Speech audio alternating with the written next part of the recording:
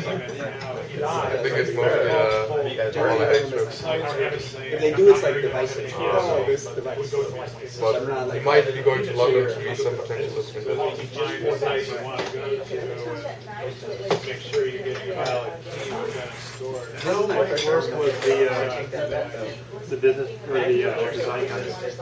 It doesn't, it's like that. It's definitely more work than I It expected. makes no difference to them whether I'm giving them Yeah. But it ran for almost 3 months. I think.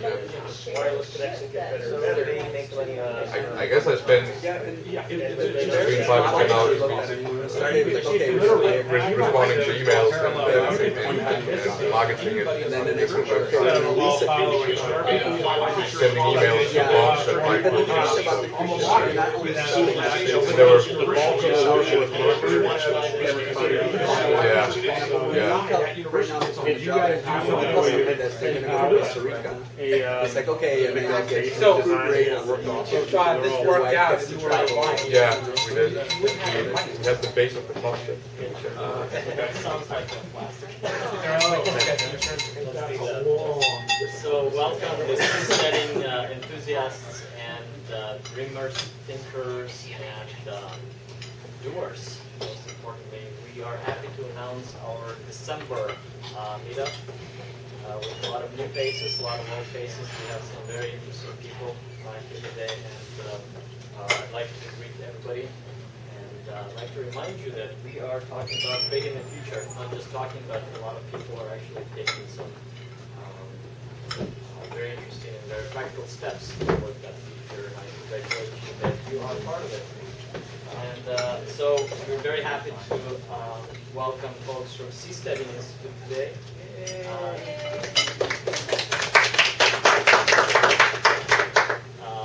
The Blue Seed guys are not here, I see. But they, oh, he is. Yes, I'm an assistant at Blue Sea. Okay, those guys have a lot of new updates to share if they want. And we'd like to talk, basically present another practical talk on aquaculture. Mike Doty will do that. He is a winner of the Blue Seed Institute Sink or Swim Prize. Seasteading, I'm sorry. Yes, Seasteading Institute. And his project is Delicious Fishes, contaminant-free deep water seafood production project. He's got some very interesting slides and videos. And we will, but before we go off, I'd like to take a few minutes for all of us to get to know each other a little bit better. So how about we go around and everybody has a couple of minutes to talk about themselves, what their background is, how they ended up here, and what they see, why Seasteading is such an interesting venture for them specifically, and how they think about participating. So we will have about 15 minutes for that, then we'll have a presentation on aquaculture for Seastead, then we'll have about 30 minutes Q&A session on the presentation, and then around 9 o'clock it's going to wrap up. Feel free to stick around. We have the room booked till about 10, so I'm sure there will be plenty of topics to talk about. Please do so. I think the more information exchange, the better. I look forward to new for-profit ventures, not just Blue Seed, that we will hopefully see from this community. We have both audio and video recording going on, so we will, as well as we have our own in-house photographer, so he's going to take a lot of pictures here. And so we will, those who couldn't make it will definitely post the link to the video and pictures, so we'll have that too. So at this point, how about we go around and do a little introductions. And let's see. We'll start. So my name is Roman Takuda. I run a Web Service Center corporation, which is actually Web Service Center Group, a portable custom software company. I was originally being interested, I started getting into the Seasteading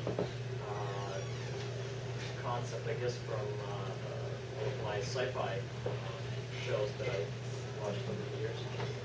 And Stargate Atlantis was one. Of course, this utopia of having a high-tech society on the ocean was very appealing. Having your friends, other related people around you in a very high-tech environment, is really appealing. And that's how I kind of found the Seasteading community. And I think that's the closest I've seen people in reality work towards that vision. And I plot that, and I look forward to providing my talents to furthering that vision. Thank you. So who's next? Here we go. Counterclockwise or clockwise? Mike, I'm going to start. Yeah, Mike Doty. I've been a member of Seasteading for a while. Yeah, as he mentioned, I'm working on the aquaculture project, business plans. So, yeah, I guess that's it. Hello, my name is Martin. I'm a medical doctor. I've been working for 10 years in medical tourism, and I'm just very interested in how seasteading can tie into doing this on cruise ships. Well, my name is Kong. I'm a fan of romance, and I came to here because I'm very interested about the new civilization and new institution about seasteading. So I'd like to learn more from you guys. So I'm trying to just. My name is Marnie Call. I'm a small business owner. We provide visitation services to the elderly. And I love freedom and I hate regulation. There you go. My name's Fred, and I will mention that in The Economist there was a 3-page article about seasteading, and I brought a copy, and you can pass it around, and I'll take a look at it if you haven't already seen it on either online or in your personal copy of The Economist. So, take a look at it. It's an interesting article. My name is Lasse. I'm a student of mechanical engineering from Denmark. At the moment I'm a research assistant at Blue Seat. I'll be there for about 2 months. And hopefully we will also be joined on my computer by Shannon Lim from Singapore, who's doing a fish farm there. And in the beginning on land, he expects to expand offshore later on. So he would like to take part in the meeting as well. He isn't online yet, but I hope he will be. Hi everyone, I'm Michael Keenan, the president of the Seasteading Institute. My interest in seasteading is that I realized that there is no one way to live for everyone, certainly not everyone in the whole world, not everyone in any particular country, and this is a particularly large country.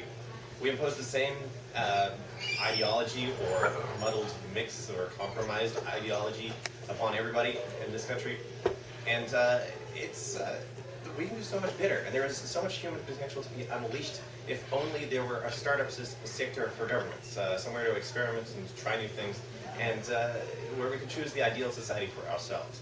So that is the change I'm trying to bring to the world, and that is our project. I'm Eric Jacobus. I'm operations manager for TSI since 2009, and you've probably all received an email from me at some point. So on the side, I'm an action filmmaker, so glad to be here. I'm Randy Henkin. I'm been the senior director at the Seasteading Institute since August, and I work to make sure the projects keep going. And I think it's a great project, and I'm going to be part of it. Peter McCluskey. I'm a stock market speculator. I originally heard of seasteading through the Saturday Night Anarchy Club. I've also invested in Blue Seat. Well, I'm Mike Rosiali, and I've been working on a concept I call the Elastic Republic. And the idea is to set up a business social networking site, so for enterprises to start up. It's almost like a government construct that work on Seastead or somewhere else. And the idea is decentralization, independent individuals, the aggregation of diverse opinions to find out what the best answer is. So that's what I work on. Jeff Kenneth Chan, kind of an internet engineer, lifelong libertarian. Definitely also believe in freedom. And I think sort of, not having a debate, but sort of answer Michael's question, the only sort of thing that we need is freedom. You know, that's what everybody should provide. I have a particular spiel that's it's coded libertarianism. When I talk about everybody having the ideal society, that is, of course, libertarianism. People can go and create and voluntarily join some theocratic communist society. And if that's all voluntary, and if you've entered into a voluntary contract, that's still libertarian. But if you're asking what should the government provide, government should provide. Leaving people alone is what they should provide. I agree. And of course, yeah, this is the way to Anyway, not trying to make a debate. Right. So. Go ahead. Okay. No problem. Mark Jaffe, longtime supporter of this concept. Currently self-employed, starting a business around sovereign and municipal credit risk. Didn't want to burden everybody, but I want to make two quick announcements. One is I'm working with the Seasteading Institute to organize a regional event in Marin County on January 29th at 4 o'clock. That's a Sunday. So we're trying to get this in front of people who might not be willing to make the trip down to Millbrae. If this works out, we might try other regional events. So if you know people who are interested in seasteading or might potentially be interested in seasteading and don't want to, as we say in the Jewish language, schlepp down here, please tell them about it and I can give you more information later. Also, I'm working on putting together a concept for the Seasteading Institute for a new entrepreneurial implementation of seasteading, which would involve putting a boat offshore of Miami by 12 miles that would be staffed by Cuban doctors. And I think that would be a really exciting cost arbitrage, and I'm hoping to put together a presentation on that for the June 1st conference in San Francisco. Thanks. I'm Terry Floyd. I've been with the Seasteading Institute since about 2009. I'm a longtime libertarian, and the whole idea appeals to me. I love competition, and in the marketplace of ideas, this is one of the top ones that's come around in a while. And I was particularly impressed by Michael's reluctance to give its citizens is the right of exit. And the idea of seasteading is just we're wanting to exercise that right, which very few governments really want to give you. They want to give you all kinds of trouble to prevent you from doing so. And that's just like there's a fence on the border, and it's to keep people in, not to keep people out. And seasteading is a way of jumping the fence. Interesting. Hi, I'm Pam Davis. I'm wife of Terry Floyd. And I have some creds in that I've been a nurse for 35 years and worked in a variety of different settings, but also came out of the science fiction realm and was an early L5 chapter member, chapter president actually, and worked with folks around a nursing in space group, and actually we were trying to figure out how to do surgery in zero-G. So it was a little bit different, but in some ways it was very similar in an isolated environment, and how do you put that together in a social construct. And I'm also the token Democrat.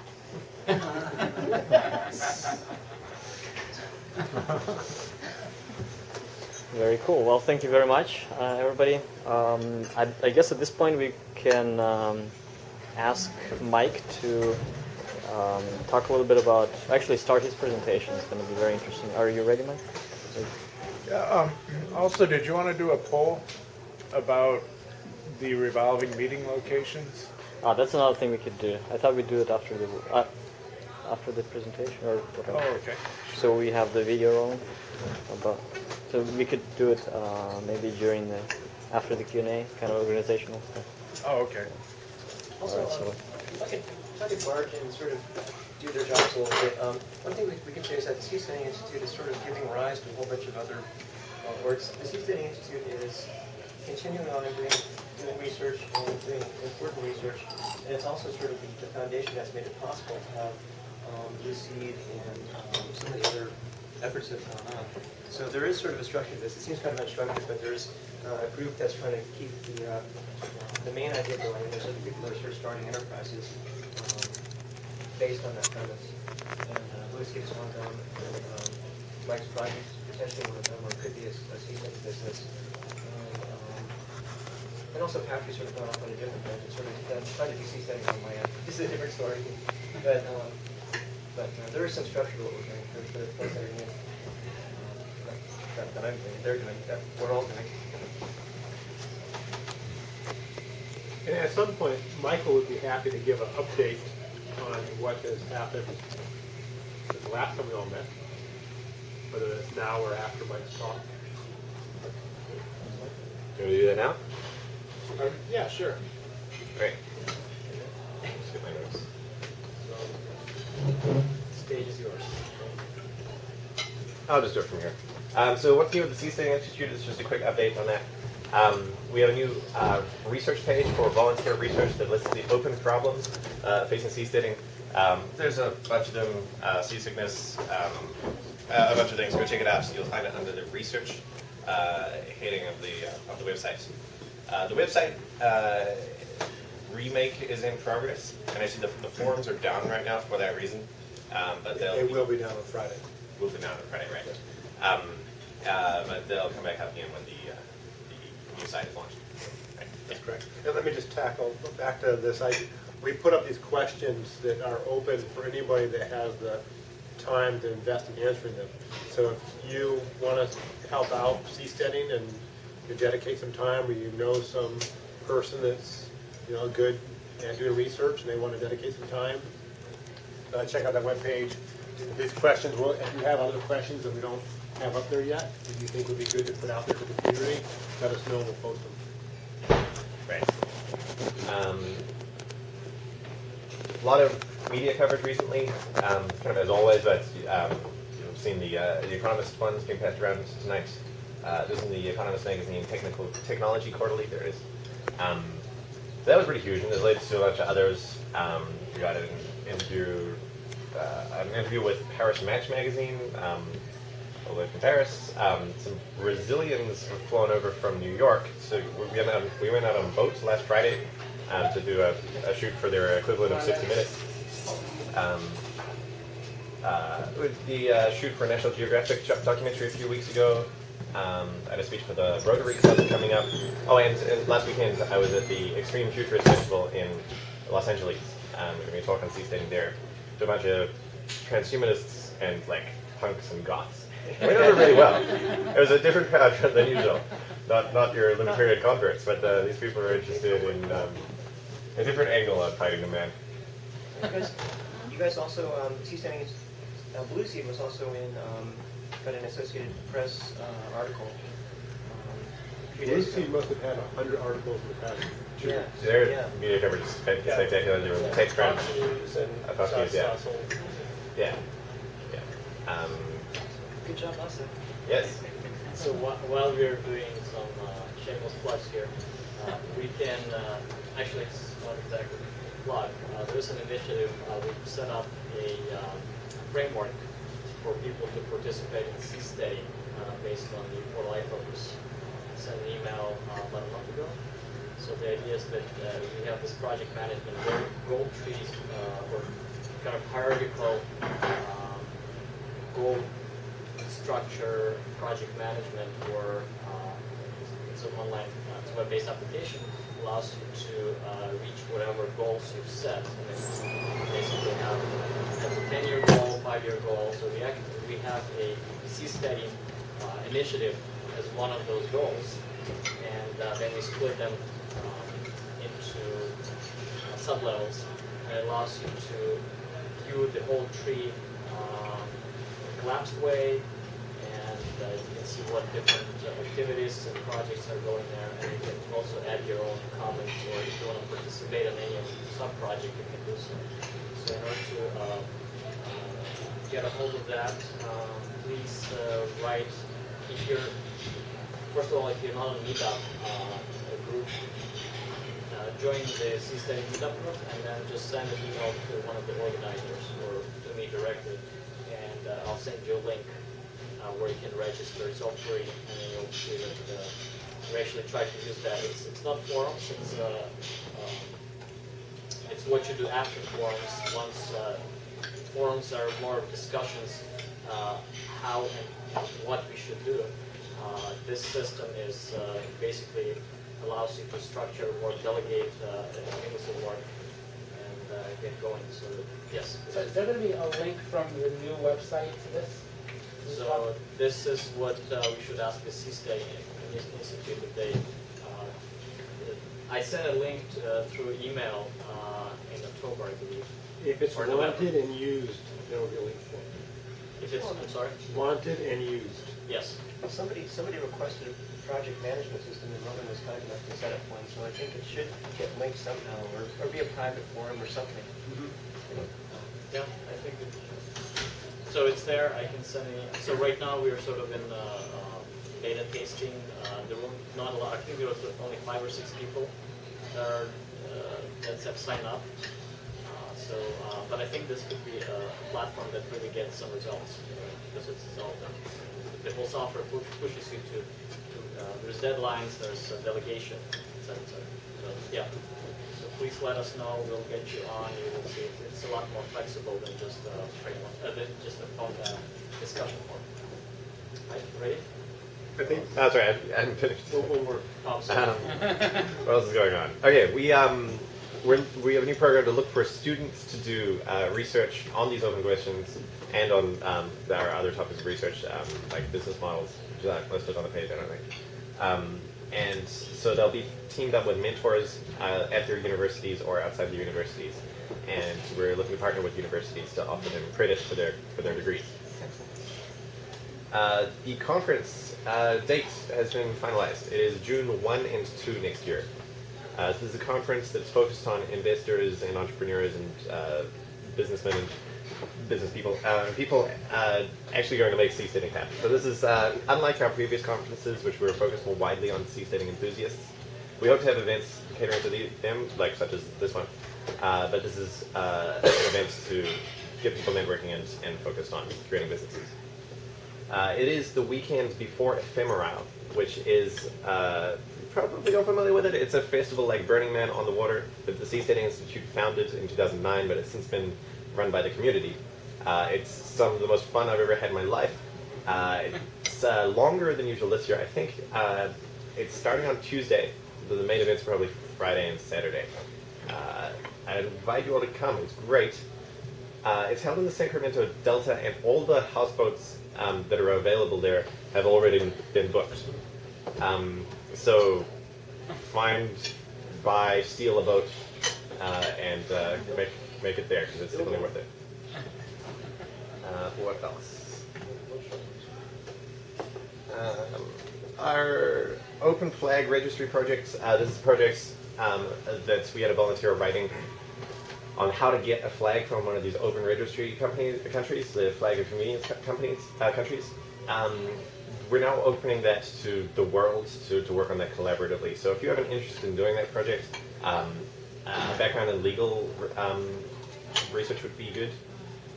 Contact us and we can get you looking into that. Okay, and we were at the Fast Forward event last 2 weeks ago. That's Peter Thiel's event for his favorite charities, the charities that he funds, the Singularity Institute, Long Now Foundation, the SENS Foundation Against Aging, and us. Went really well. We've had a lot of donations recently. It's unclear how connected they are to that event, but this is all coming up to our end-of-year push for donations because Peter Thiel's matching grant ends on December 31. So we would love it if you all donated. Thank you.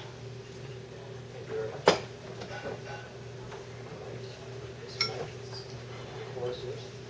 I see Shannon there. Great. Yes. Yeah, we should mention it's the first time we have a transatlantic live video conference, right? So could you give some details? Can you hear us?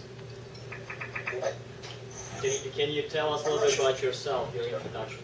We can hear you, Shannon. Okay, great. Sorry, what was the question? Can you give us tell us a little bit about yourself?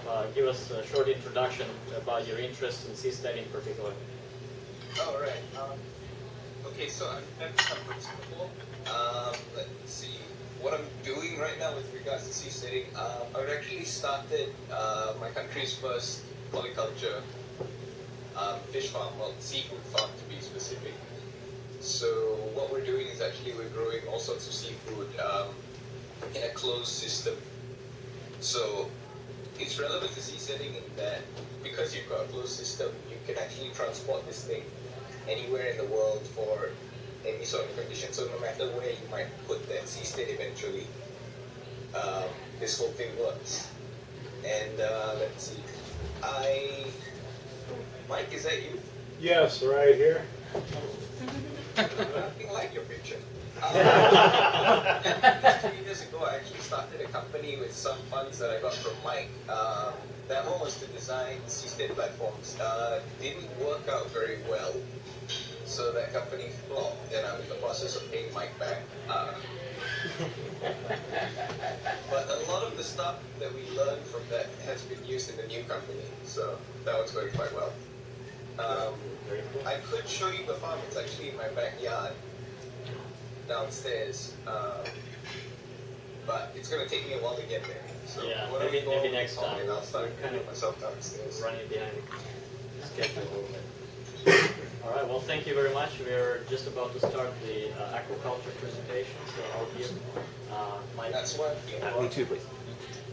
Or maybe later, you can show us your tanks back there, later on, because people usually hang out for a couple hours, so, yeah. Yeah, it's great work you're doing over there. Thank you.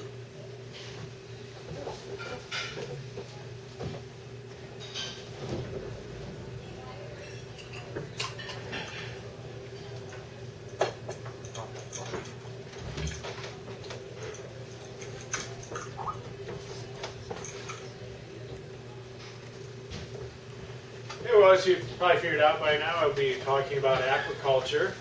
That is raising of fish, and I'll be focusing on what is known as deep water or open water aquaculture. And the idea is that you grow way offshore. See, most aquaculture nowadays is done close to shore in these open pens, and you tend to get a lot of pollution. The fish capture more diseases, and the waters also has external pollution from other land-based sources like sewage treatment plants, chemical refineries. So by moving it out to the open ocean, we're polluting less with the fish, and also the fish are receiving less pollution from other sources. And several engineering challenges that have to be met when you do move the aquaculture offshore. You have your waves, and the wave action. The waves are a lot heavier offshore. Most coastal aquaculture is done in the bays, coastal inlets, the fjords of Norway. Down in the open ocean, you have a lot more waves, so it requires a lot sturdier cage to hold the fish. Of course, you still have the corrosion, so the cages need to be made of materials that aren't going to rust out in a couple of years, but they still have to be strong enough to withstand the forces of the waves and the weather. You have ocean currents. Your currents are often stronger offshore if you happen to be in the Gulf Stream or other areas, so you need a mooring system that can hold the cages in place, and the cages again have to have a structure that's able to hold up to that current. When you have a large cage, and we're talking about some of these up to like 16,000 cubic meters of volume, and it's like a big sail that catches a lot of force. And then the other problem is access. You have these fish that are in an enclosed volume, and it's not open like a coastal aquaculture farm, so you need to have a way that you can access and get inside to service the fish, to harvest, and to feed the fish.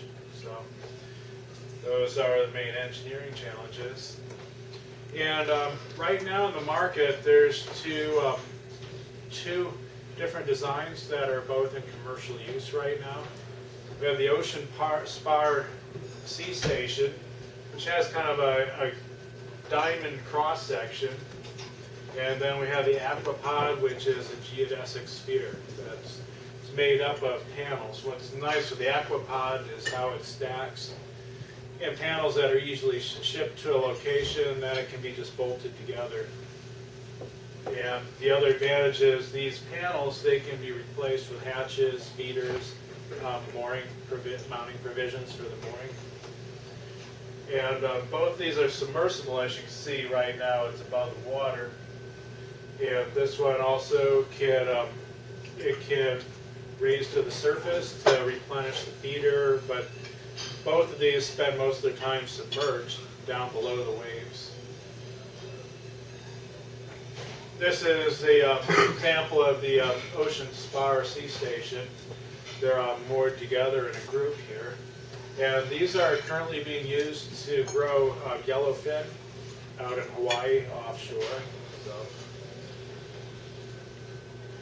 And then there's the aquapod, which is the geodesic sphere. It has some advantages as well. It's being currently used in Panama and Puerto Rico. It has a lot lower cost per unit of enclosed volume than the Sea Station. That's why I used it in the business plan, in fact. It uses a vinyl-coated metal mesh, which is shark-proof, predator-proof. And also, it can be towed by a ship. That's also when we were doing the business plan. We wanted something that could be both towed if the seastead or ship wants to move, or it can be moored to one stationary location. And I'll show you some pictures. They've even tested it by mounting electric motors on it that can propel it autonomously. So the geodesic construction with the stackable panels. Another nice advantage is it's easy to clean. So you get something called biofouling, where sea life actually grows on the mesh, and that has to be cleaned off periodically. You get it's important that a cage culture has very good flow of current. The reason you can have such a high density of fish in that small volume is you're using the whole ocean as long as you have current through it. And then it's also, as I mentioned earlier, normally submerged. These are some pictures of the aquapod. As you can see, it's serviced by the divers here. You can see the construction, how it's bolted together with these panels. This is an example of one person is actually able to roll the sphere just by walking on it. The whole thing rolls. So you clean a panel, you do a kind of a walk, and it raises another panel, and just so they clean the meshes without actually having to go down diving. And as you can see, it can actually float and hold all these people on top as well. And here's the feeder on top of the sphere. This is what is probably one of the first single-family seasteads that was designed. It was proposed by Cliff Gowdy, who is also instrumental in designing the aquapod, and he's done a lot of research. But this caught my eye because it looks so much like the original seastead concept, the spar buoy. It's basically just a spar buoy with a cage structure all around it. So this would be a pretty good business just for a single family to operate, having the house up here and their fish farm down below. This is the self-propelled aquapod. Again, Cliff Gowdy worked on this design as well. As you can see here, they're towing a panel out that has a couple of electric motors attached. And it shows them putting it on the sphere, and then they tested it for the propulsion. That is, you wouldn't be under power all the time. Most of the time it would drift in the currents and float, but then for course corrections to keep it in the current, and you would use the motors from time to time to maintain a course. So the idea is that you stock in the sphere with the fingerlings and feed, then it can drift for several months, a year, until it reaches its destination where it's harvested. So, And here's another example of cleaning the biofouling I was talking about earlier. With the aquapod, they do it by rolling it, cleaning up the surface. This is another method. This is with the Seastation, that they're going in and cleaning it with this like handheld brush unit. Also with the Seastation, they also clean them by floating them to the surface and flipping it over. So they'll flip it, clean the upper side, and then submerge it. Just take turns cleaning one side and then the other. Another issue is hatches.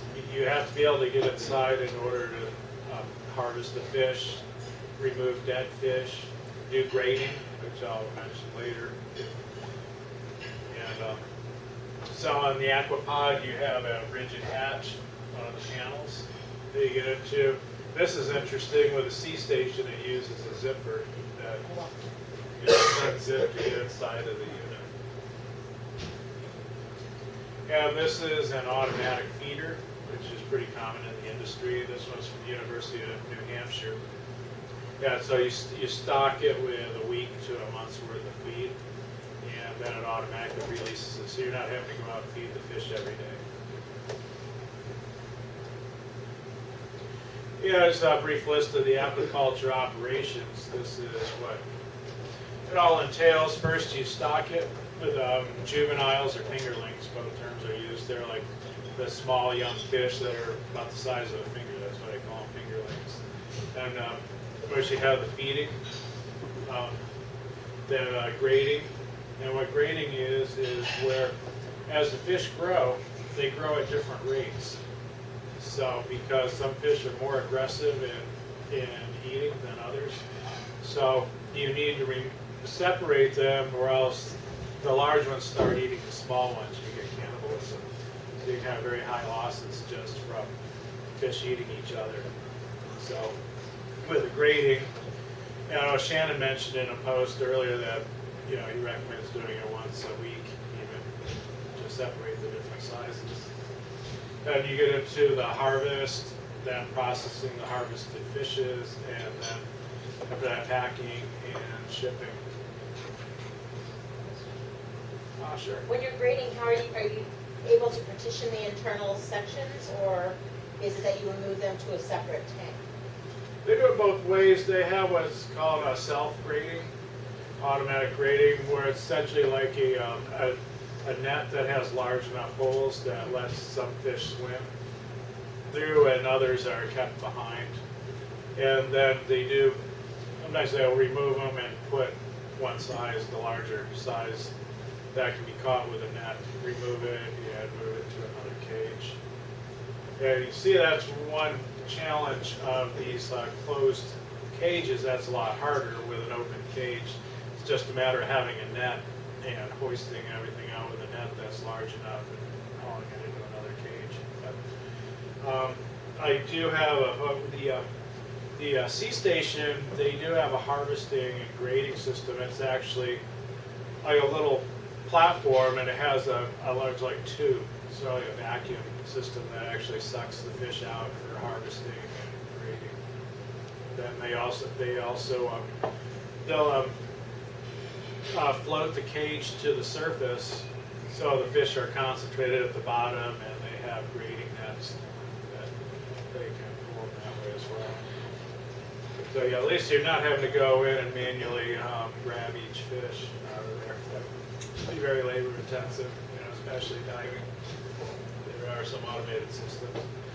These are the challenges that you run into, because on paper, aquaculture can look great. You get 3-4 times your investment in a year, because you're just sticking the fish in a cage and feed them, and then they grow, and you get 3 or 4 times as much out as what you put in the feed. But it's always these issues here can reduce your yields, and that's what brings down the margins. Of course, you have disease, and this is a big problem with coastal aquaculture, especially like the salmon culture up in the northwest, is you have this high concentration fish in an area that gets very little current, and it's shallow, so a lot of the uneaten food and fish waste is accumulated at the bottom. So you get a really ripe situation where you get the disease. Then cannibalism, as I mentioned earlier, if you don't separate the fish, the large ones will eat the small ones. And in fact, when fish are so heavily confined, they tend to eat each other even more. It can promote more aggression, more cannibalism. Pollution, of course, is that you have a lot of, around the coast is, again, like I mentioned, the sewage treatment and industrial processes. And even now, a lot of industry has cleaned up its act, but you still have a lot of pollution that's still buried in the silt. That's a big problem in the bay, even though there's a lot less polluting now. Just the accumulated waste is still means you can't really eat the fish that comes out of the San Francisco Bay. You can only eat like so many pounds over a lifetime. Yeah, and then the biofouling, yeah, that's where the mesh of the cage, it has its own kind of ecosystem. Things grow on it.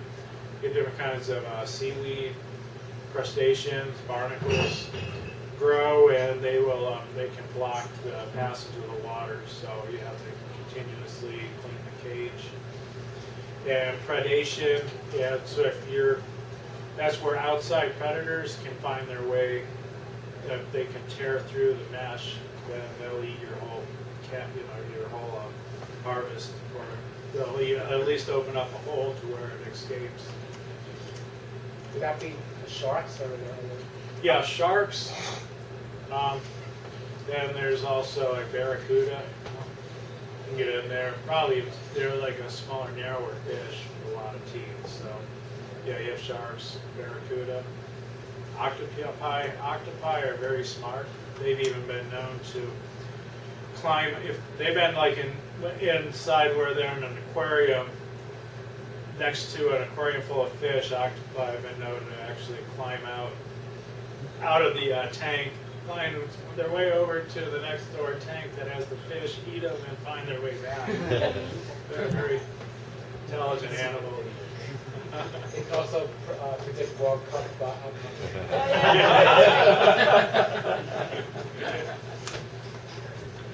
So there's yeah, that's if you get some smart animals like that, if you have any kind of an opening, they force their way through it. It's kind of like the the chicken house and the cats. Wolves, they use a lot of poultry. So in the economics, we have the startup costs and the operating costs. And of course, the startup costs, you have the cost of buying the cages. Also, you need a ship to service the cages. What I like with Blue Seed is that we can maybe put some people out, have a crew that lives out on the ship, that can service aquapods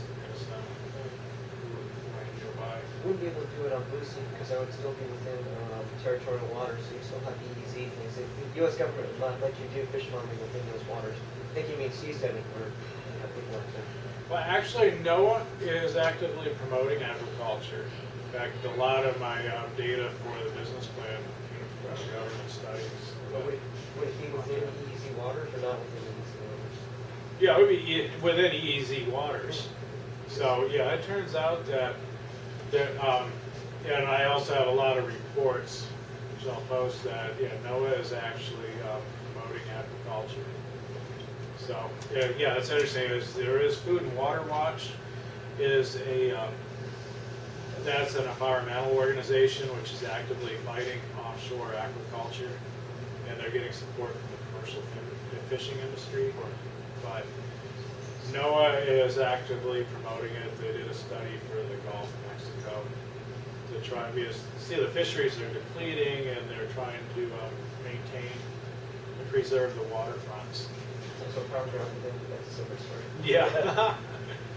How far out do you have to be to avoid these pollution and other concerns that you mentioned? In Hawaii, they're like about 2 miles out. So it's like you get a couple of 100 feet of water. Okay, so Blue Seed is far enough out for this purpose. Yeah, once you get away, just a mile from the coast, plus you're getting away from it. These coastal farms are really in very shallow, relatively speaking, water, like 50 feet or less of water. Some are just like in 10 feet. The ones they have up Puget Sound. A lot of it, it's hard to say how far out because really it's how deep. And of course, some areas get deep very quickly. Others are very shallow, like Gulf of Mexico. You have to go out a long ways before you get into deep water. Could you give a little more detail about the feeding, what the feed is composed of, and how you get it, and how it's any handling issues? The feed is usually a dry pellet feed, and originally it was mostly harvested like sardines. That's harvested from the fisheries.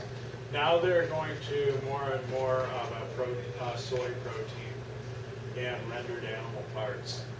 So it's interesting because, see, the feed conversion ratios of the salmon has actually improved since they've gone away from using sardines and pure marine sources and going more to the into the vegetable protein and domestic animal parts.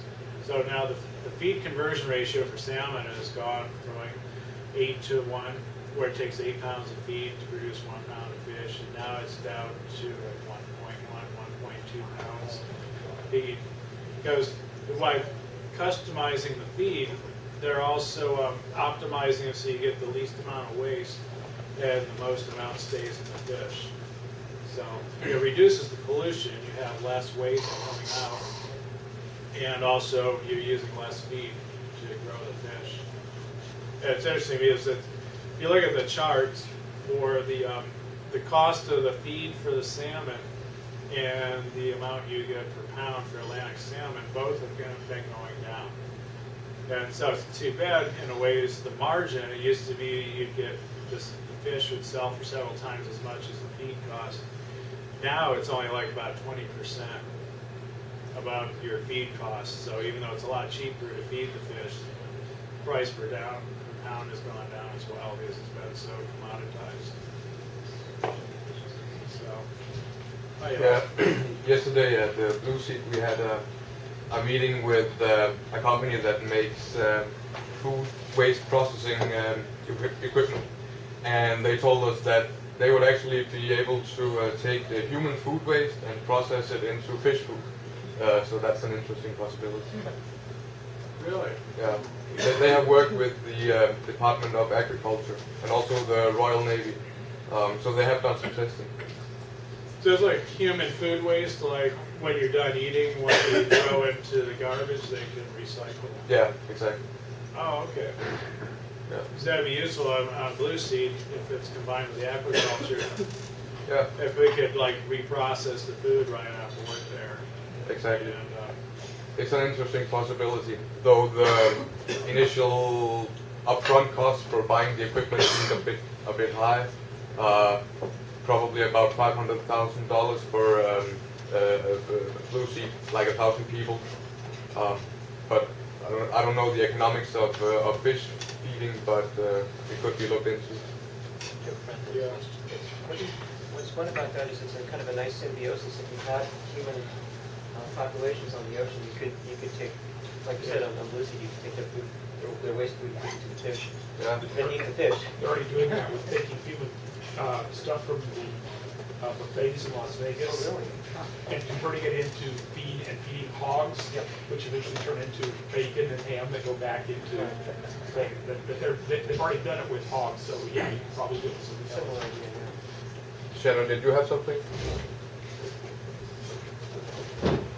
Shannon? Did you want to say something? Right. No, I was going to point out, yeah, they were doing that with pigs as well, so you heard about that over here. Okay. Yeah, while we're on the subject of feed, you were mentioning using a type of worm as a feed. All right. Yeah, I actually have a worm with me right now. sitting in there. Oh, great. Oh, backyard. Vermiculture. Vermadice. And it's expensive in Singapore, isn't it? Oh, are those the pens?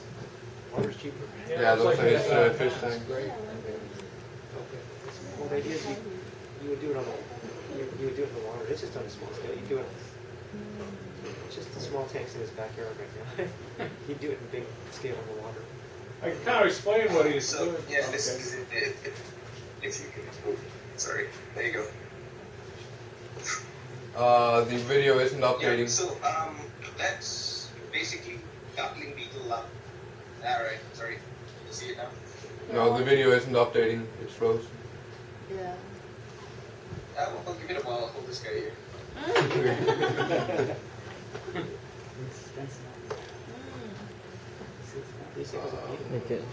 Can you try restarting your video? Sure, give me a second. It's not easy holding a worm.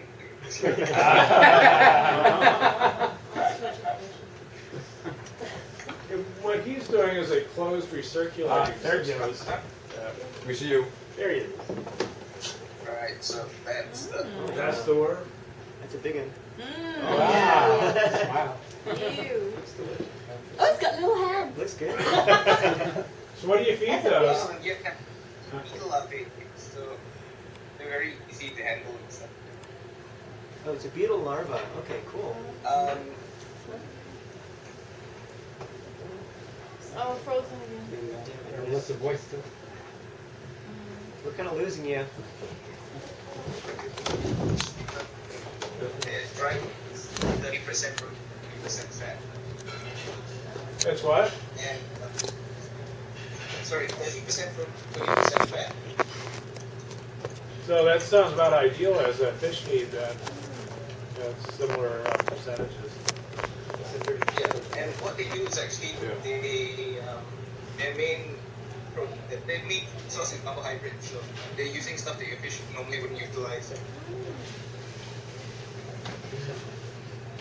Great. Yeah, I wonder if you can show us your pens that you have growing there too. Are you able to take that camera around and show the... It looks like you're out where you have your fish tanks. Can you show the fish tanks? Oh, right. Fish tanks? Yeah, sure.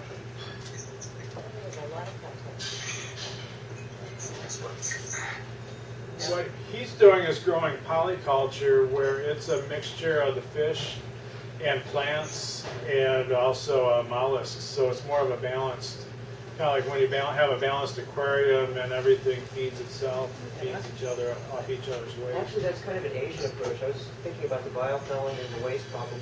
Sort of traditionally, you would put mollusks to eat the waste and turn it back into things that the rest of the ecosystem can use. So sort of an Eastern approach would be more holistic. You have the whole system, which sounds like what he's doing. Yeah. As opposed to the Western approach of fighting nature, trying to keep the cage clean and figure out what to do with the waste and things like that. Anyway. Yeah, that would be a good way to go if you can find the right balance of animals that would do it. Well, I mean, actually, I would grow abalone, if you're growing a salmon abalone culture, say. It may not be practical. You really don't want the stuff clogging up your circulation. Yeah, the mesh. Just anyway, just a comment. Kind of an Eastern approach is to build a whole system that tries to take the whole ecosystem into consideration. It's like permaculture on land, like the forest garden. I don't know if you're familiar with the forest gardens.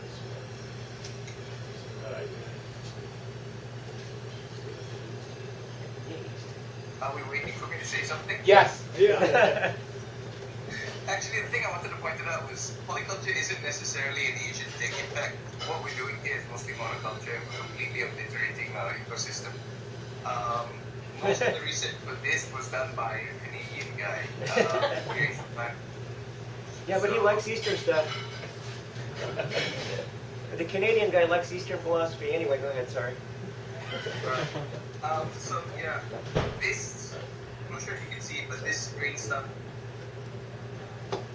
is that visible? Yes. Yes. Yeah. Right, okay. So that green stuff is actually something called green caviar. It's a kind of macroalgae that tastes surprisingly like caviar. So So it's in here absorbing. You can also see the brown stuff, so that's fish poop. So yeah, the brown stuff is fish poop, and it comes from the fish that you could see. Give me a second. Use your imagination.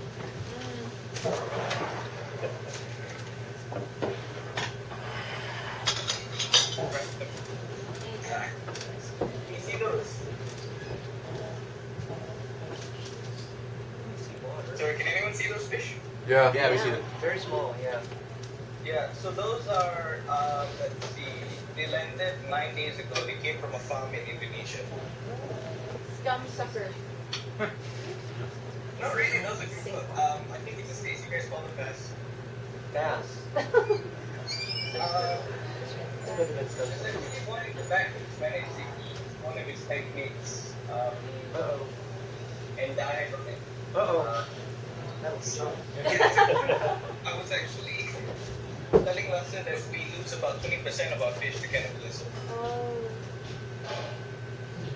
And they're hungry. But they're coming towards us. Are you grading?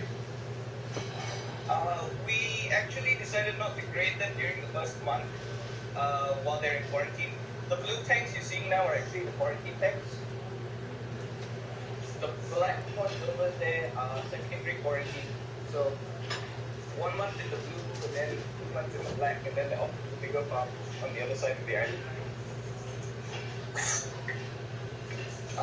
But the reason why we're not grading is actually because we discovered that the cannibalism is also the result of just aggressive fish.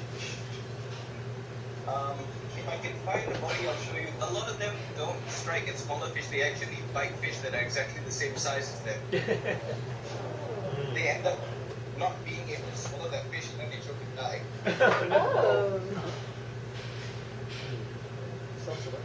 What happens is you're actually removing 2 genetic traits that you don't want from the same batch of fish. You're getting rid of overly aggressive fish, and you're getting rid of fish that grow too slowly and can't move. So breeding them anyway. You forget just let the fish do the work for us.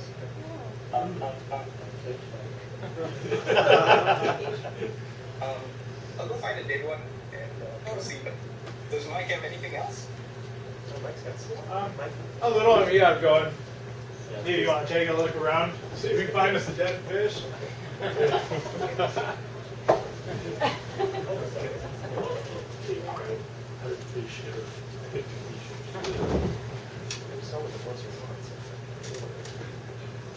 Yeah, continuing on, I was talking about the startup costs. Of course, buying your equipment, your boat, your cages, and also mooring. And for deep water, mooring can actually be pretty significant because sometimes you have to go down quite a ways. Got pretty long lines to attach the cage. Then we have our operating costs. And that starts off with your fingerlings that you're stocking. That's often like 10 to 20% of your total cost of the fish. Then you have your feed costs. That's like a half to 2/3 of your cost of the fish. Then you have your labor and your fuel. And that's one thing with the deep water aquaculture, where seasteading, it can provide an advantage because when you have to ferry your crew out every day, and that's 12 miles offshore, several miles, you have that time, and boats don't go that fast, like 10, 15 miles an hour. You're doing an hour and a half, 2 hours round trip just to get your crew out there and back. So being able to be stationed right out there where you're growing the fish in the deep water saves a lot on your fuel. But you still do have to have fuel to move your food out there, do your initial stocking. And then you also have your losses. As we talked about earlier, the cannibalism, disease, some dying off. And then you have your shipping costs. After you've processed your product, you have to ship it out and get it to your customer. So these are the variable costs on top of the initial startup costs. And in marketing, You can sell both wholesale to brokers, distributors, and retailers. Problem with that is you make a lot less per pound. So another approach is, I don't know how many, are you familiar with Omaha Steaks, where you order gourmet, steaks delivered directly fresh to your door. So that is one way to be able to capture the full retail of your product and maybe even a premium. That's especially if you're growing rarer species that aren't commonly available in the supermarkets, that you may be able to charge a premium price. So then of course also direct sales to restaurants that also are willing to pay a premium for the best fish. That's the approach Shannon is going to be taking to market his fish. Is he's growing a unique product because, see, around Singapore the water's polluted, and so he has contacts with restaurants that he can sell his fish to directly. And since he's using artificial seawater, he'll be raising them in a disease-free environment. Looks like Shannon's back. Did you find your fish? Can't hear us. Or we can't hear him. Maybe just repeat out for him. Can you hear us? Someone nod. We hear you now. Okay, wait, I gotta. Yeah, fish.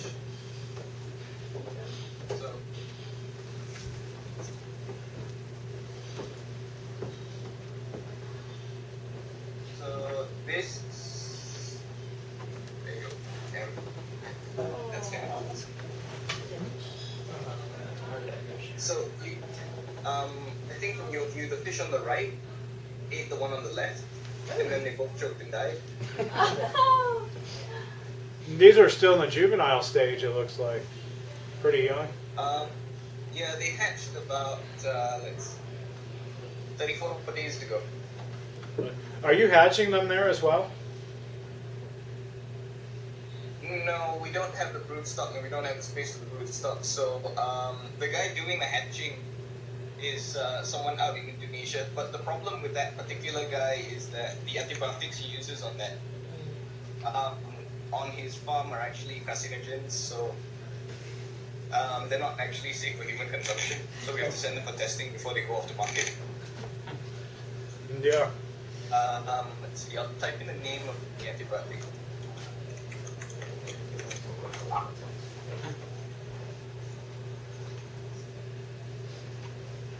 Okay, I can't even pronounce it, I think.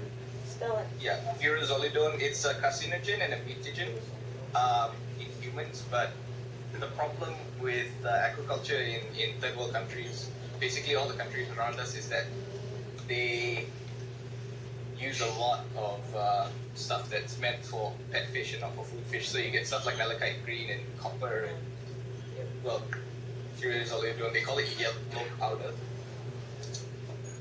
It's a very effective antibiotic, but what happens is it leaves the fish quite badly tainted. But the good news is that because the fish comes in at about 0.12 grams, we eventually sell them at 10,000 times their weight. And the half-life of the antibiotics only 2 weeks. It's almost completely eliminated. It should be completely undetectable by the time they're even a month old. So, yeah.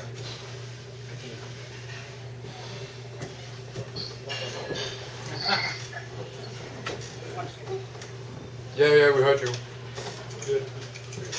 Thank you for your contribution. Very interesting. So we'll continue with Mike. Yeah, that's the conclusion of my main presentation here. Just have some images that shows you the insides and some species. Over here we have cobia. That's one of the first species to be raised in quantity.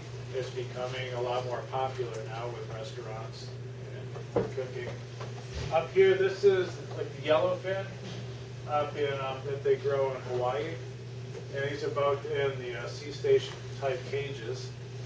And here you can see this is all fish that's clustered around the mast of the sea station cage.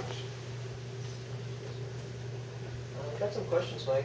Sure. First question is, what are the cages made out of? You said it's vinyl coated metal, I guess, for the net. But the rest of the cages are metal, I guess. They use like a PVC framework. Plastic. Yeah, and it'd be a metal mesh. Actually, I have a whole bunch of questions. Also, yellowfin tuna is really a predator that needs a lot of space to grow normally, so they're not really raising them from. I think the Japanese were working on actually raising tuna from fingerlings, from fries, but I assume the Hawaiians are not doing that. Yeah, this is not yellowfin tuna. Oh, it's yellowfin. Yeah, it's confusing. It's a different fish. This tuna. It looks a lot like tuna, but it's actually different. The big predator fishes, I understand, they need to roam like the entire ocean. They're sort of like a lion.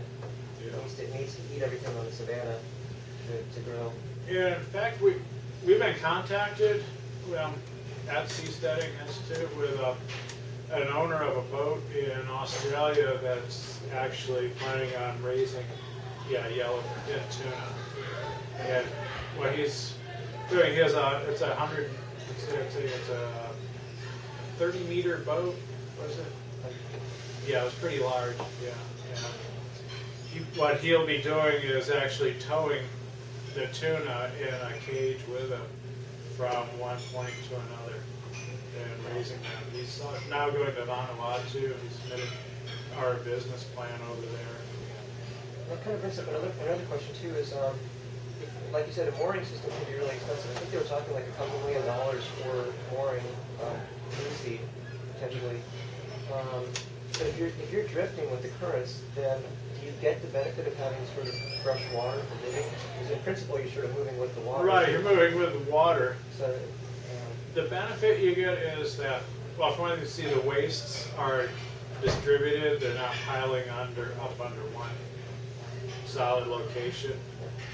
And yeah, I know it's like if you've ever been in a hot air balloon, there's no wind because you're drifting with the wind. It's a lot quieter. And it's smoother than flying in an airplane. So yeah, that's true that if you're moving at exactly the same velocity as the water, then you won't really be getting any current going through the cage. I have a question. You're talking about balancing, the environment. We've had aquariums before, and we'd get a plecostomus that would just keep the tank fairly clean. Have they thought about balancing different kinds of fish that could cohabit, but actually keep the mesh clean and do some of that other work for you? That's the idea of Shannon's polyculture, more as you have a synergistic group of organisms. Yeah, that is one thing I'm only seeing so far in established aquaculture is it's monoculture so far, at least the ocean-based aquaculture. it actually reminded me of another thing. Instead of having people cleaning the cages, maybe make robots to clean the cages. Something Roomba figured. Yeah. Roomba for the cage. Yeah, it'd be a lot cheaper than sending divers down there because also a diver can't spend 8 hours underwater. Right. Is it possible to make the robots so they can resist the rusting effect of the water? Yeah. If they don't use plastic, that'd be pretty easy. Swimming pool cleaners. Yeah, sure, that's true. Oh no, but detachable wrappings and, cage wrapping. I mean, the skin, the mesh. That is an advantage of the aquapod is you can remove panels as you need. But one novel thing that they're doing in Hawaii now is they're using a bronze mesh. So instead of a plastic coated, so the bronze is corrosion resistant and also nothing likes to grow on it. So it takes no maintenance. So. But it's probably the capital costs are higher. The initial expense is probably a lot higher. Right, you're having to buy bronze instead of just plain vinyl coated steel. What are some of the main? Sorry, go ahead. You can go. What are some of the main competitors to the offshore aqua farming, and why do you think this approach is ultimately better?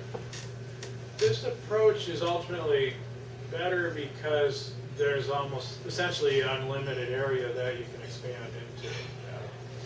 But right now the startup cost is 2 to 3 times higher than land or coast-based. The cages are more expensive, and you have the expense of going out to the deep ocean, the transport costs. Seasteading can save that transport cost a lot, but you still, and also if you're mooring a seastead, then you could cluster some of the spheres around it as well. So that could get that 2 to 3 times cost down. The advantage though is the reduction in pollution, that there really isn't much more space to add any more coastal aquaculture. It's like there's not physically much more room, but there's also more and more environmental opposition to it. So, and at the same time, the commercial fisheries are being depleted. Right? So, what I can expect, right, as the salmon, I've noticed it's gone down in price, but the last few years the cost is starting to rise again, even for Atlantic salmon, because of these other costs that are associated with it. Part of it's increased feed costs, and it's now the market, they're starting to run out of space to grow it, so you're starting to see a shortage that's driving the price up again. Can you tell us more about the specifics of that project you're working on yourself? Okay, the specifics are to use the aquapods. Okay. And to add 1 per month as you're growing, so that's why I had the capital investment. I have a business plan here. Is it based on the Delicious Fishes business Right. plan? Yeah, that's the business plan. And the aquapods for geodesic dome. Aquapod is a geodesic. Yeah, aquapod is the geodesic sphere. Are those plastic also? The mesh is in the plastic coated vinyl. Those are some videos you want to show us, right? Yeah, these are some videos. This actually shows things better.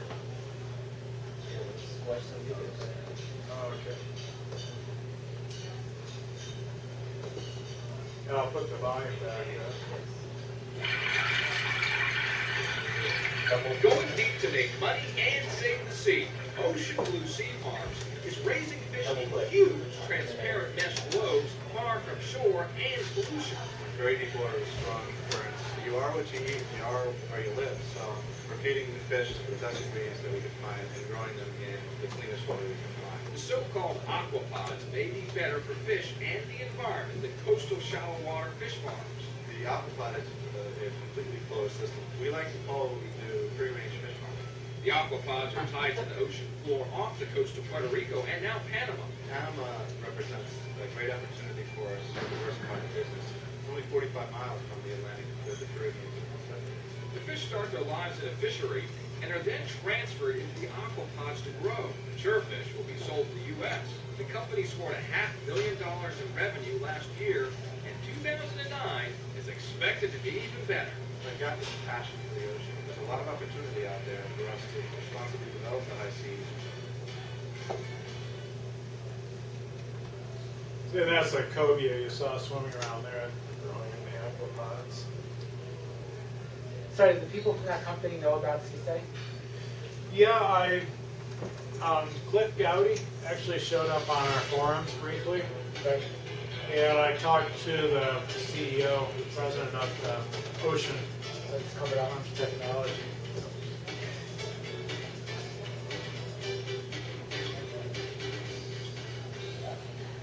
For all of human history, mankind has gone to incredible ends to reap quality seafood from the sea. Many civilizations also learned to raise fish in ponds, much less risky than going to sea.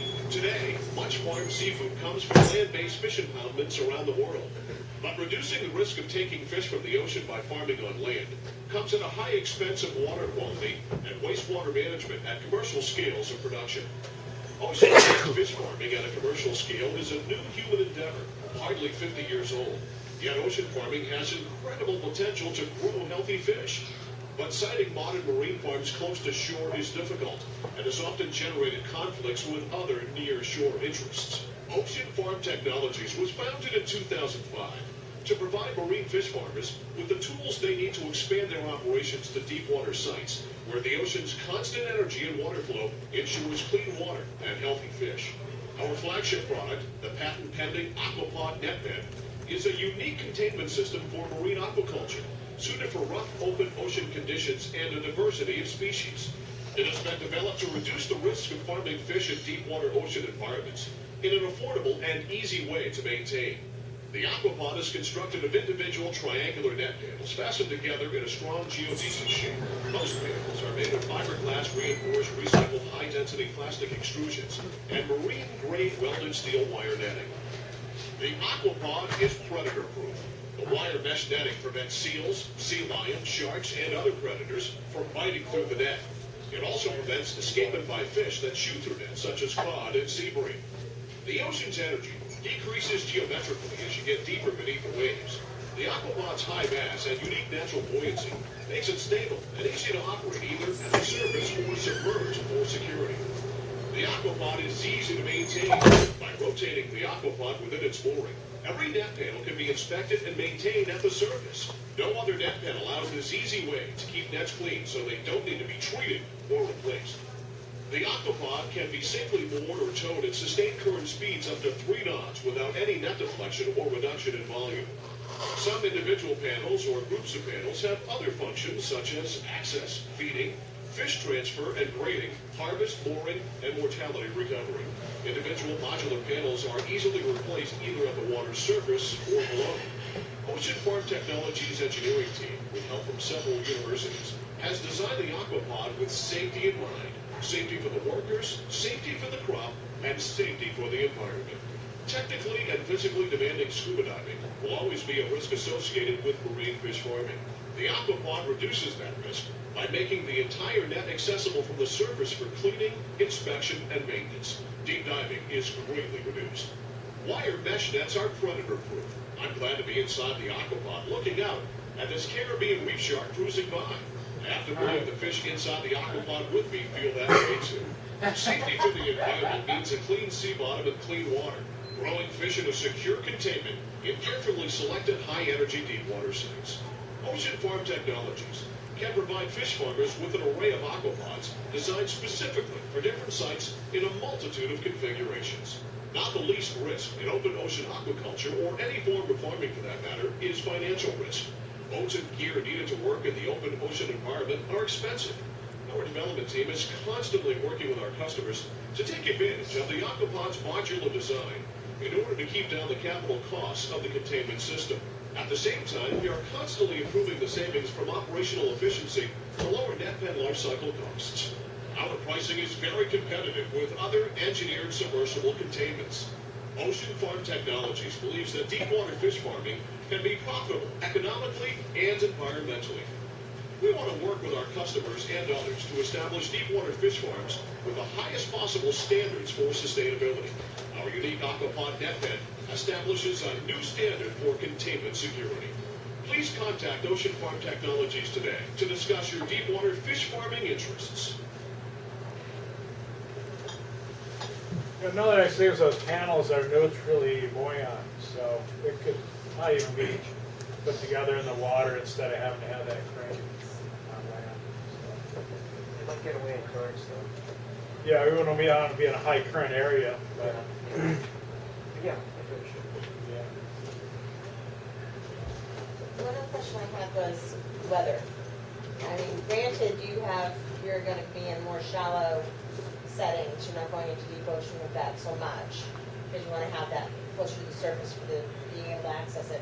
But with storms coming in, is there systems to be able to sink them lower for safety, or is there not much loss with the shape of that it deflects a lot of high wave activity, or?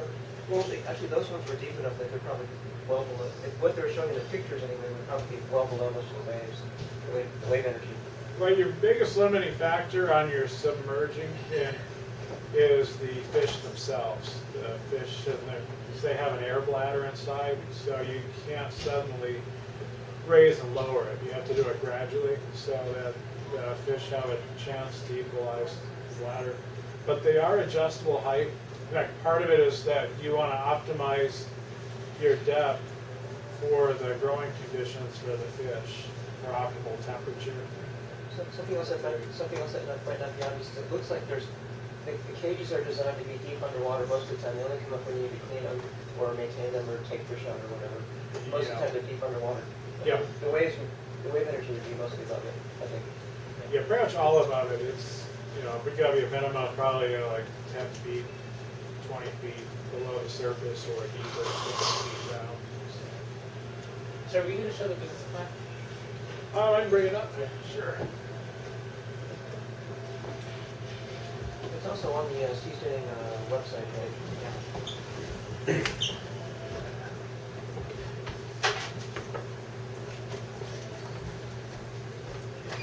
And this plan was written really for southern species, cobia and yellowfin. Salmon would be harder because it's so competitive and has a really thin margin. I think the best way to make salmon profitable, which that's about all you can do with blue sea, would be to grow salmon, maybe some rockfish or something, which isn't as well known. But if you can vertically integrate to where you're selling at retail prices near to it, and also if you can manufacture your own feed. So like for blue sea, that would go, there's farms for sale there for, you get 50 acres for like $2 million. They grow the feed there locally and also render the animal parts so that, because it would be kind of hard to do this otherwise. This, but the thing is, you have 1,000 people, 1,200 people on board the ship. That's a pretty good market right when it's What's the initial investment to start something like this independently of some of the blue sea? Independently of blue sea? Yeah, just wanted to have a dedicated aquaculture seasteading. And this one, let me get that here. And there was actually, I had it split up in tranches. So it was starting out, if I remember, it was like $200,000 per month over the first year. And it takes about a year to get to break even to where after that it's self-sufficient. So you need an initial investment of $2 million. Right. Yeah. But instead of all up front, it was broken up into, actually the initial was, let's see if we get that into the capitalization.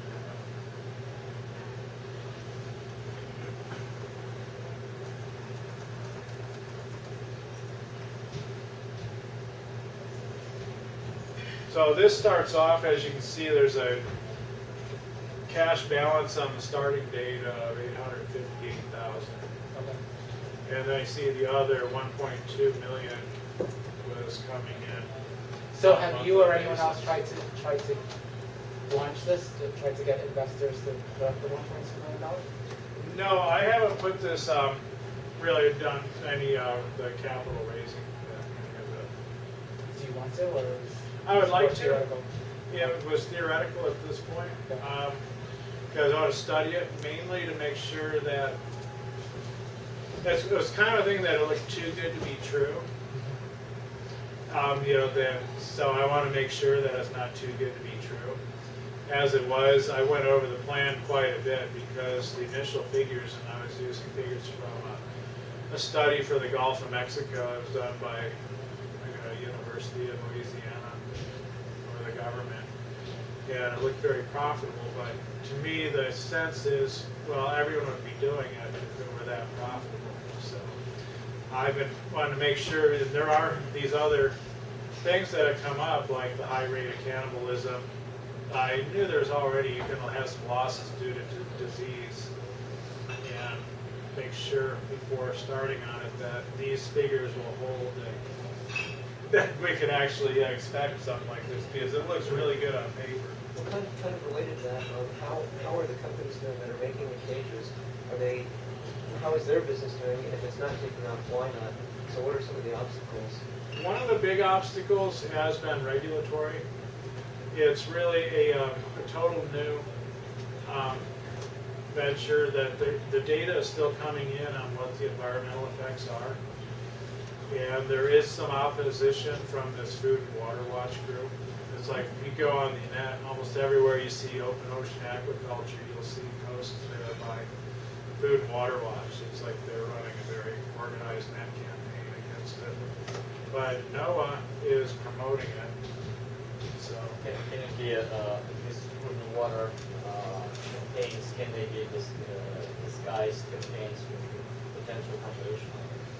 Yeah, I did see that there is they were receiving some money from the commercial fishing industry when they were fighting in the Gulf of Mexico.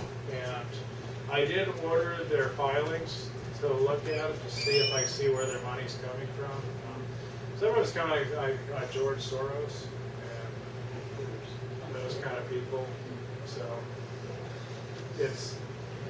So the question I have though too though is if they're closer into shore with that concentration of fish, create a bioload that would be unnatural for that local environment, and so pushing it out further from the shore might reduce those issues. Right. That's why I see a future for the open water aquaculture is that it's a good way to it promotes a business and economy for seasteading, and it also at the same time solves a problem that they're having on the mainland, the pollution and lack of space, plus the depleting fish stocks. That is kind of a win-win situation for everyone. There's sort of a chicken and egg or an enabler effect where we've got that the seastead might enable deep water agriculture to happen and vice versa. So my assumption going initially was to do it in another country. Belize is a favorite. Colombia is also very promising. They're Cartagena. There's also, we have someone already down there that's building concrete submarines and very interested in the seastead movement. And also getting the feed there is very inexpensive. That you can pay the locals to just harvest it for you and bring it to you. Other questions? Did you talk with the guy from Hawaii who was one of the earlier meetings who had some experience with nauticulture and it? So agriculture in Hawaii, the guy from Hawaii? Yeah, I talked some to him. That was very interesting. Mostly we talked more about the Coast Guard and what they were doing. Yeah, I would like to talk more to them because that was one of the early projects because they were also testing ocean thermal electric conversion, OTEC. That was sort of a combined system. They were doing OTEC and aquaculture. They were using the enriched cooled seawater to raise lobsters there. But he was mentioning that he thought some of the assumptions in your business plan were pretty far off. I was wondering if you had some feedback on that. Yeah, I would like to talk to him and see what he said. So, like I said, my numbers came from a study, really, so the government study. So, yeah, really, it sounded like they had some practical experience. So. Right, and that's why I'm saying before going and looking for capital, I want to go make sure there isn't anything that hasn't been taken into consideration. The big ones that I see are losses due to the cannibalism or disease. You know that. Because everything looked good theoretically, but I think Lassie mentioned too that he had a friend that raised salmon that was. They also thought it was optimistic, and like I said, you look at it and it looks almost like it's too good to be true. So make sure that.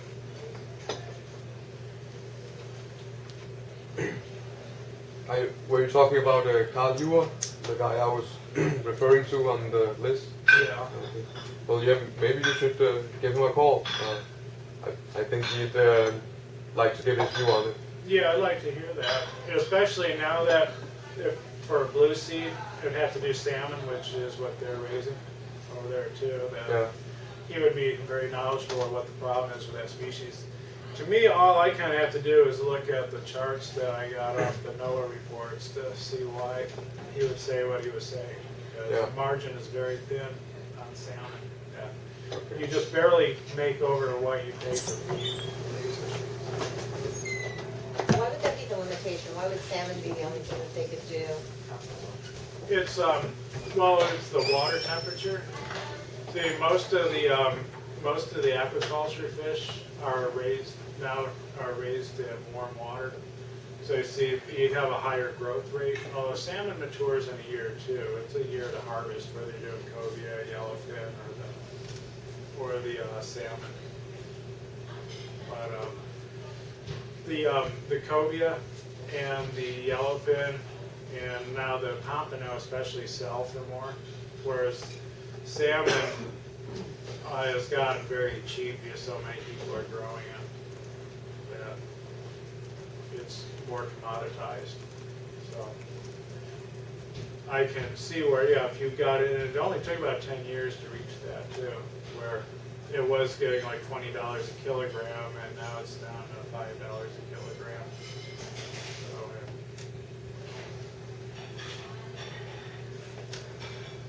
So that's for that. I have some figures here if you want to see them, or the charts as the business plan, or are we going to do them?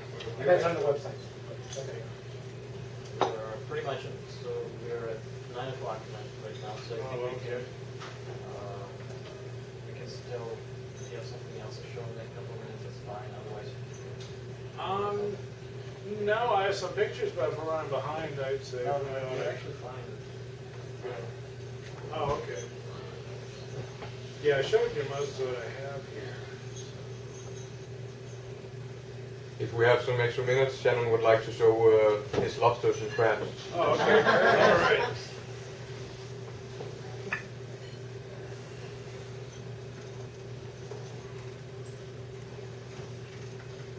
Right, are we done? Because I can't really make it out sometimes. Yeah, we'd like to see your lobsters and crabs. Right. Actually, I think someone just now was asking whether or not there was some natural way to take care of the biofouling. So, yeah, I was going to say that lobsters are actually very effective. You can see him down there. There he is. Right, so that's a 500-gram lobster. He'll go through about. Actually, you can see the bits where he's been munching away on the algae. Right. So, yeah, biofouling is actually quite easily solved by things like lobsters, which are usually worth more than the fish you're buying. Yeah. Let's see, there's the lobsters. You could also control your biofouling by using stuff like that. What's going on there? Macroalgae. So you could actually grow sellable macroalgae, which would then take the place of whatever weird animal you don't want growing there. Other animals, and actually, you can see those three. Yeah. Yeah, there's 3 fishes in there, if anyone can see them. I see. Yeah, those are milkfish. So they'll the algae and the barnacles. Well, the lobsters will go for the barnacles. The fish will go for the algae. The only thing you really be left with are oysters and mussels, which you can then just harvest and sell. Then, well, if you're really lazy and you don't feel like it, then you can throw these.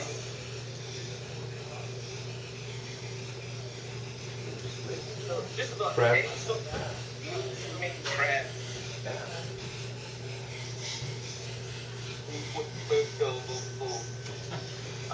I think in the US you guys have a piece of crab. Over here we have similar species that go after your mussels and oysters. They do have the problem of going after fish when the fish are too small, but then that's a grading issue. So, yeah. If everyone can see the farm. Yeah. Right. So a farm like this, this is just to grow them up in the lake side. But this thing will produce about 72,000 fish here. And locally those fish are worth about $40 a kilogram. So that's about, I have no idea, what's 72,000 times 4? 2 million-ish in revenue. So this whole thing supports our bigger farm on the other side of the island. Yep. Alright, there's my laundry in the background. All right. So, Have you started building the big farm? sorry, have we started development on the big farm? Yeah. No, not yet. We were trying to decide between two sites. One was we had one of the sites was 4 hectares. The other one was just 1 acre. So we eventually went with the smaller one because the guy with the bigger plot was asking for equity, and it didn't look like he was very interested in the project. He just wanted to sell the shares later on. But we should be visiting the smaller site later in the week, and we should have the first fish sold by July. Well, thank you very much, everybody. Thank you. Yeah. Can anyone hear me? Did you cut out again? I feel like I'm talking to my dog. Yeah, we still hear you. You gotta wind up. Yeah. Okay, great. We got on. Thank you very much. That was I think that's about it. Does anyone have any questions or anything? No, I think we're winding up here. Thank you. Thanks. Yeah, thanks, Shannon. Good seeing you, Shannon. Great job. All right, guys. Well, thank you to Mike. That was a very interesting presentation. And I have a couple of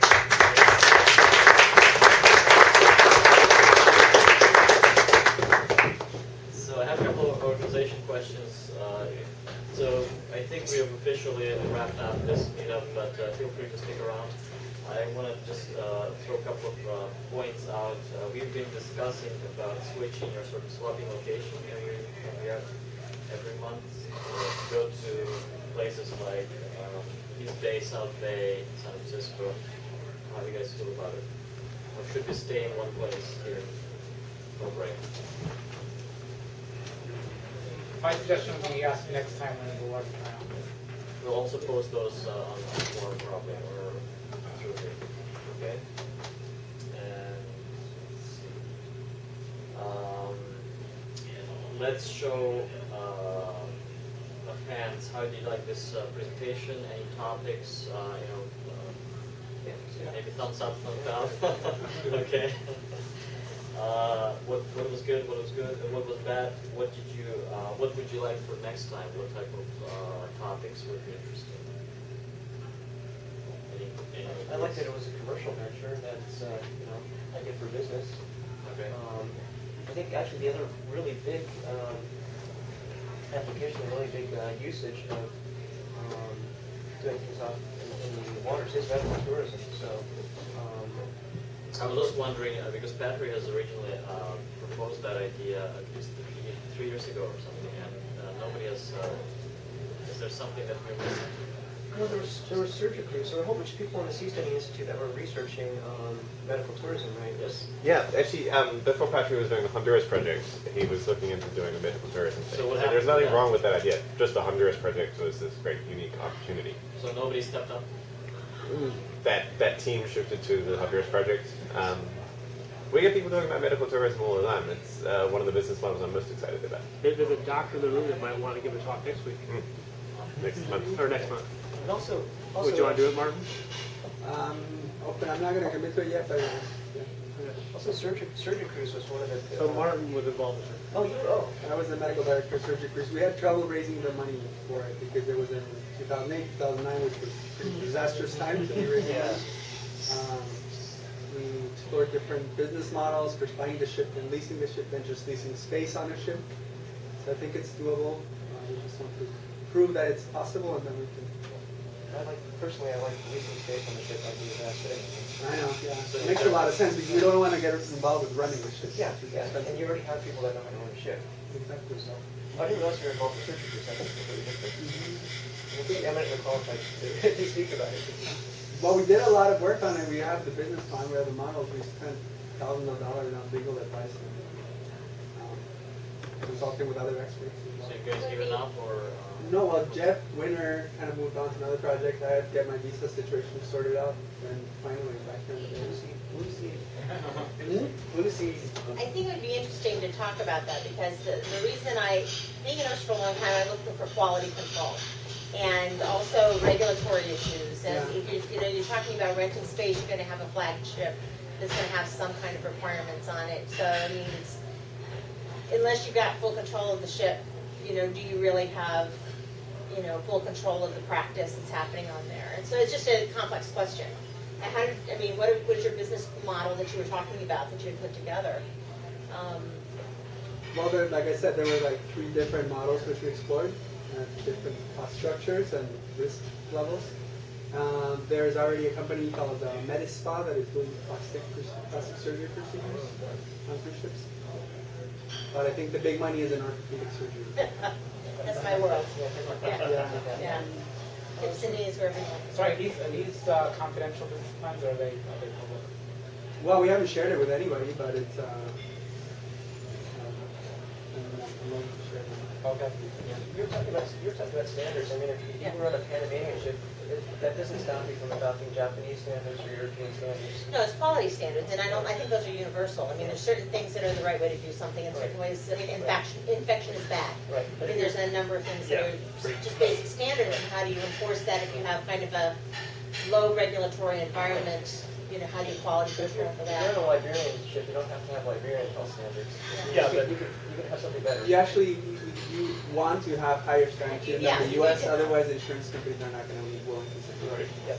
But infection control is one of the major issues that cruise ship ships companies have. face because there are outbreaks regularly. But for a specific type of virus, Yeah. Well, neuroviruses it is. The other thing too is orthopedics when you're mobilizing a patient on a cruise ship. I've been on a cruise ship. That might be interesting. It depends on the size of the ship and the waters. You know, if you're big enough, then the motion's not great. Yeah.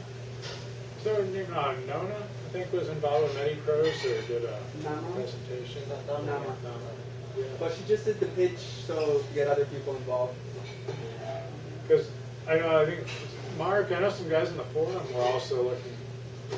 Well, I raised the idea that I proposed a little earlier, and I'm trying to find somebody to help me write a business plan for us. But more news later. I think it was there was someone doing something in the So Mediterranean. going back to sort of sharing information, I think if we could get back to Aquaculture as sort of this central place, we have created for each possible bid or top 5 business models, and sort of like one of them. There's some sort of sections. So if we just upload, just contact me, I'll send you links, and then you can log in and upload your stuff. That'd be very good. Maybe I'll send everybody a link, that link again, where you guys can register if you haven't done so. Yeah, you know, if you're comfortable putting your proprietary business plan into our public domain, that would be great. It doesn't have to be. So again, this is not Or exactly whatever public, access. it's login. Okay. Yeah, so not just everybody from the internet would be able to Oh, see it, okay, only just those. Okay.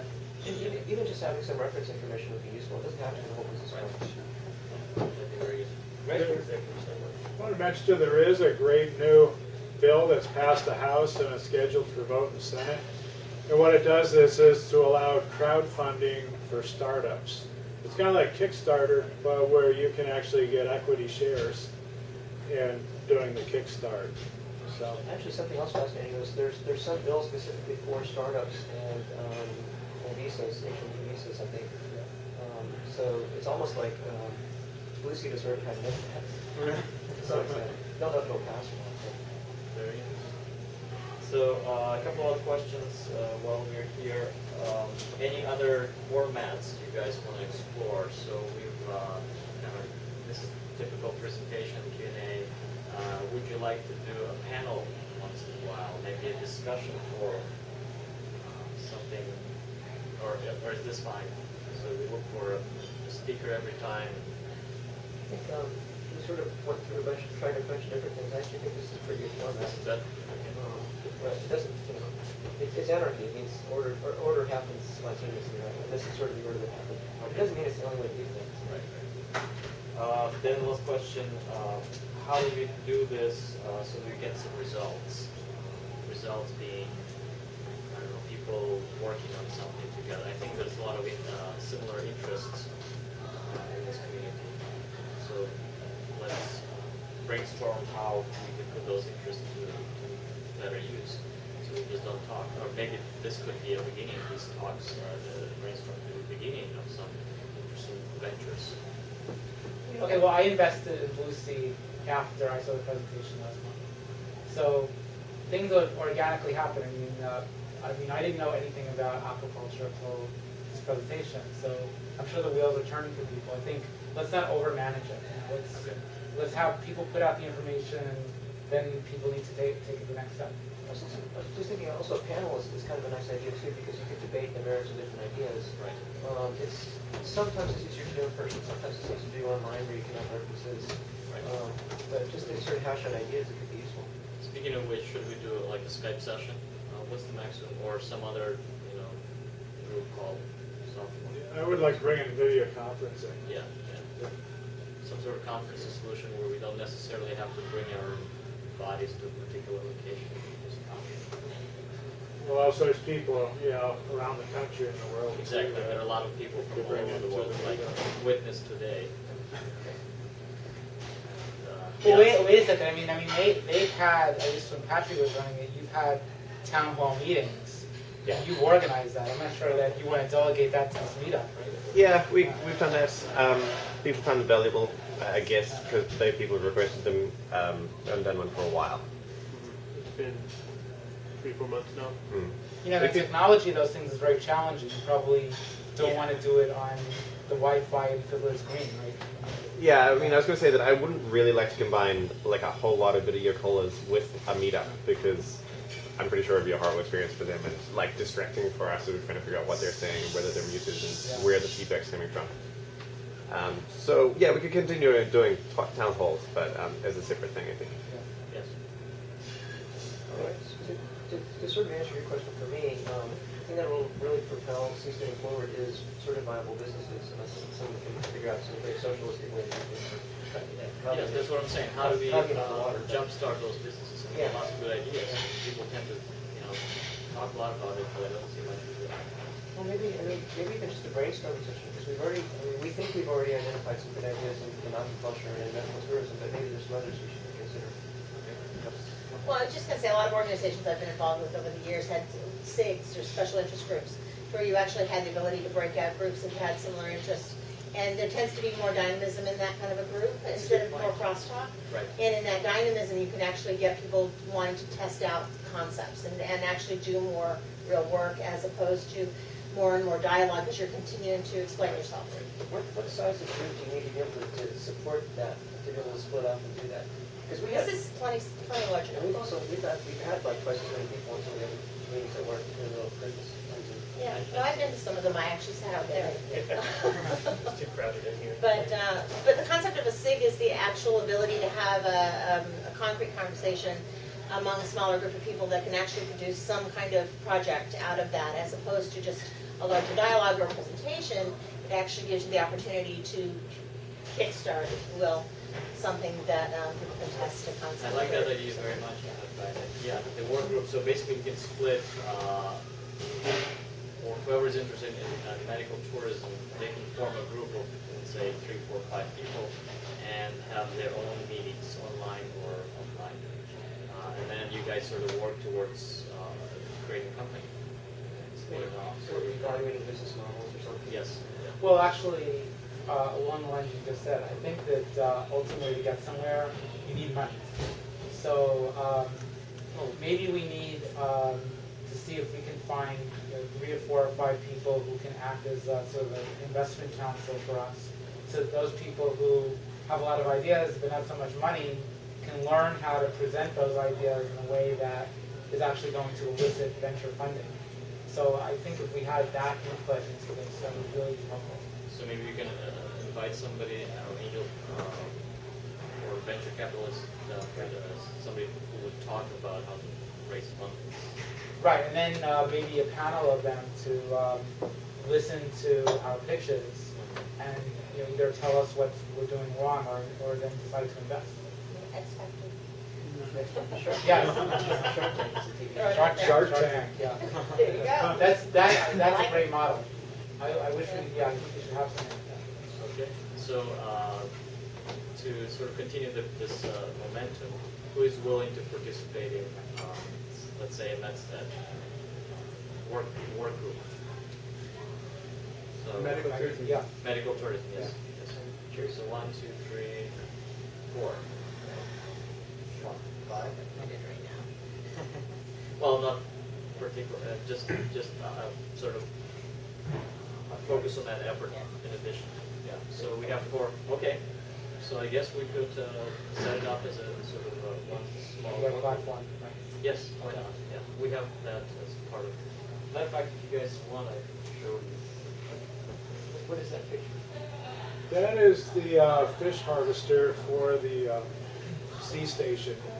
See, it actually sucks the fish through that tube at the bottom. Kind of interesting. They have them in different sizes depending on how big a fish you want to grade or harvest. And then it just comes out the top and. No, it comes out of that, like that tube on the bottom. It goes on the bottom of the sea station. Yeah. Because it's got that kind of diamond cone shape. So it's like you raise the sea station to near sea level, so all the fish are concentrated, and then that's for taking them out of the bottom. They let go, and they have a hose that just ejects them onto your harvest bin. Yeah, I just had some pictures of some different mooring stations, things. Nothing too world shaking. So this is how it looks for Seasteading. So we basically have a vision, mission, strategy stuff. You can open it up, see some detail actually.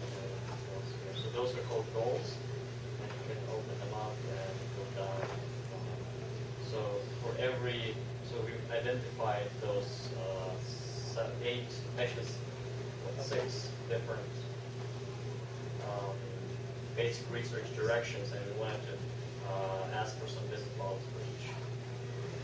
So we set one up for Medstead. So Medstead would be, let's see. You have business models, you don't have a business model. We should probably create one. I thought we had this. Like aquaculture or a specific project? Okay. Okay. There you go. Here we go. Yeah, so you guys, yeah, healthcare tourism here. So you see, you can really take it down and use that platform to delegate things, coordinate efforts. You know, there's a lot of resources tab that allows you to manage the funding or inventory transactions involved. Use that as basically a CRM system, knowledge management, just a search. Yeah, so that's, I guess we could sort of have that as online, as a web application to coordinate that. So if that's fine, let's form a work group around healthcare tourism. You guys can log in here, create goals. We need to identify a project manager, and then he or she will have a team of people delegate stuff to with deadlines, so we can start doing some real project management. So that's kind of the whole idea. Yeah, so again, please send us an email if you'd like to, or I'll send an email to everybody today with the link where you guys can register. I already did that for November. So again, so that's how you, and then there's a search here,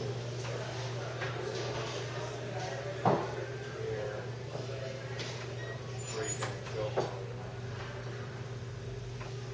find it that way. All right. Sounds good. Okay. Thank you. I'd like to say, from the perspective of the Institute, I couldn't be more excited to see what I saw tonight. For one, I love the presentation, Mike. I think that the future of the ocean and seasteading and aquaculture are all tied together. One of the best ways we can give back to our planet by taking care of the ocean while we harvest out of it is great. And then watching the 4 of you guys just get together and say, let's work on this medical tourism project as a team. That's exactly what we want to see at the Institute, is try to get you guys networking and see these organic operations start.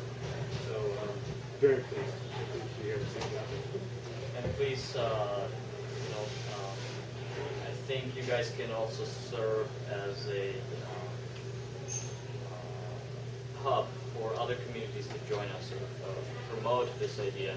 I'm sure there are lots of other people with similar ideas throughout the world, so they could sort of contact us through you, because you're more better well known Right. So it could be under your umbrella.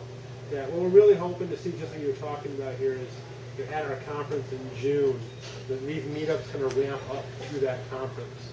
And the people we want at that conference are the people that have the capacity to actualize seasteading ventures. Yes. And so, yeah, we'll do what we can to network you all. If you come up with your research questions that you want to put out to our students that are coming to us, interns, we'll put them on our webpage and promote them. And you know, try to connect you guys with investors. I love this investor panel idea. I imagine it would be very hard for us to source some people to come in and give some lessons on that. So just a really basic thing, one thing you guys can help with is make sure that everybody who's new at one of these events gives contact information to you guys, so that we all know how to reach each other. Randy has my contact info, but I'll give it to you guys. So right now through Meetup, every member can contact any other member through a contact form. has everybody here signed up for the Seasteading email newsletter? Yeah, speaking of which, I'll talk to you later about that. But yes, so we try to organize that through Meetup for now. I think that works pretty good. And we'll probably need to think about some more promotion. How to get more people cross-promoting with libertarian movement or some other movements that are close. Right. All right, well, thank you very much again, everybody. It's been a pleasure to host this event. Thanks to Mike, thanks to the Seasteading Institute in general, and good luck to this week and other ventures. Looking forward to medical tourism start up very soon. Thanks for leading, Robin. Thank you. Absolutely, no problem.